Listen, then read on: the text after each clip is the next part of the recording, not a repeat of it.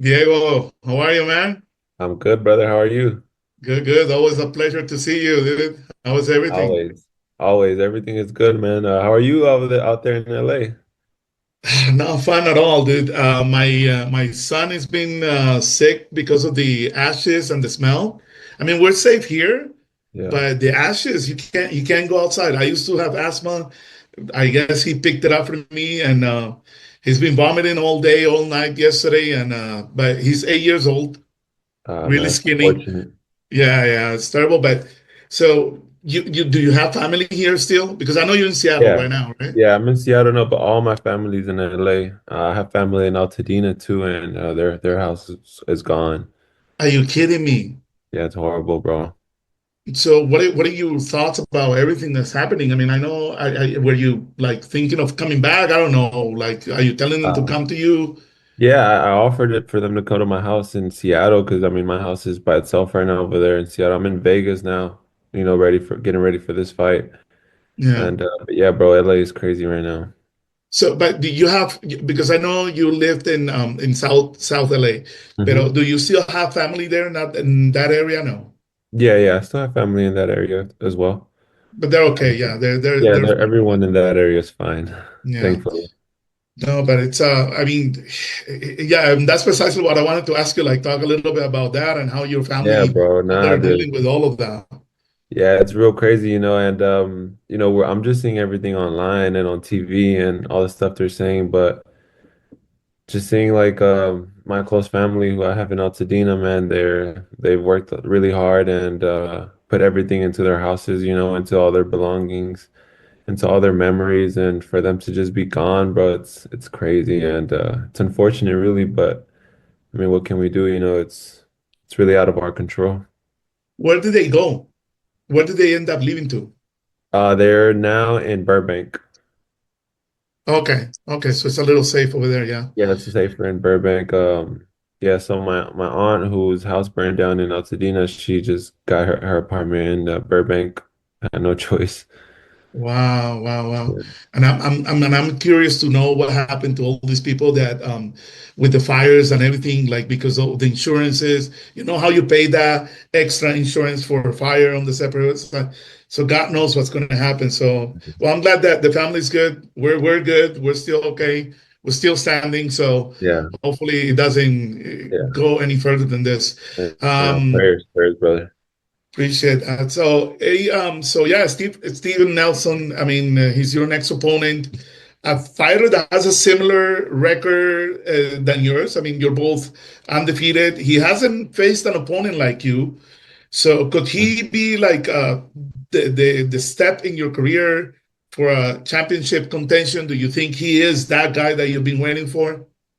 Definitely, I feel like every fight is for sure an important fight. But this one right here, I'm going up against Steven Nelson, another undefeated guy at a point in my career where I'm ranked number one by the WBO, ranked number three by the WBC, and I'm in the top five in all four sanctioning bodies. So I feel like at this point in my career, this fight can with a great performance, I can possibly get the chance to a world title fight later on in the year, or if not, early next year. We'll see. That's really not really up to me, but I'm ready to take on whatever challenges is next after I take care of business this January 25th. So at 36, he's 36 years old. No, he's had only 20 fights. Like I said, and still undefeated, and he has not really had a marquee fight. So for him, I think this will also be the fight. So kind of like the same situation on the opposite side. Exactly. Um, but still, he's an unknown to you, Yes. because sometimes you will have fighters that you could say, okay, so he had this fight, this big fight with whatever, and I think I can do this. But Yeah. have you been able to identify that the possibility of, hey, I can do this with this guy because he's a good counter puncher and he's a very smart, patient guy. So, Yeah. and a little shorter than obviously shorter than Yeah, him. a little shorter. Yeah. Yeah, he's a great fighter, man. He's like you mentioned, 36 years old, so he has a mature style, but like you said, I feel like he's never been in there with anyone like me. Mm. He's fought. he's fought some decent guys. He's in the gym with some good guys too, but I just feel like I'm a special fighter. I'm 6'4". I can box. I can dig it down to the body. I can land those uppercuts and check punch when you're trying to get close to me. And I have a tremendous jab. I feel like the jab is going to be the key to just controlling the fight and keeping the fight at my pace and ultimately, hopefully break him down, get him frustrated, and find that opening for the knockout. And obviously, the cliche question: do you feel this is the biggest fight so far in your career for what it represents in what could come after a victory on this? Yes, for that reason, yes, because of the point I am in my career right now where, I'm in the verge of getting that world title shot. I feel like this fight is for sure the most important fight of my career this far. But level wise and like difficulty wise, I won't know until I'm in there with him. I feel like he's a good fighter, but it's nothing I've never seen before. I feel like with great preparation. Like I've been in camp for 3 months now, and my preparation, I feel like I'm in the best shape of my life. So, I'm just ready to put on another great show, and like you said, see what's next. I know it's too early to even talk about it or even to think about it, but you're already positioning yourself as a contender to face the likes of even Canelo. So even some people have been mentioning Canelo. You have a spar against them, and you have been in the gym with David Benavides. All these great older names and big names. What would you think is a quality that you have picked up on all of them, and that you have been able to steal and use it for yourself? What do you think you have learned the most that have pushed you to be where you're at right now? I feel like I personally, I have a lot of talent, and combined with my hard work, has brought me to national titles, to being ranked number one in the country, to now being ranked in the top five in the world. And I've had the pleasure of being able to be in the gym with guys like Canelo and Benavidez and a bunch of great fighters. Like I just had sparring today with a world champion, Carlos Adames, 160-pound world champion, Dominican guy, great, great fighter.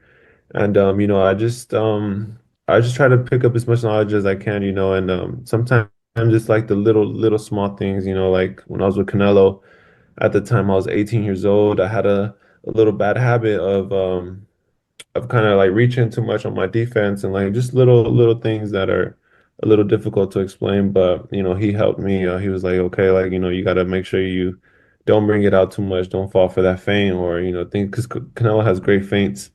And I picked up that from him. I made sure I worked on it and corrected it, and now I don't make that mistake, ever.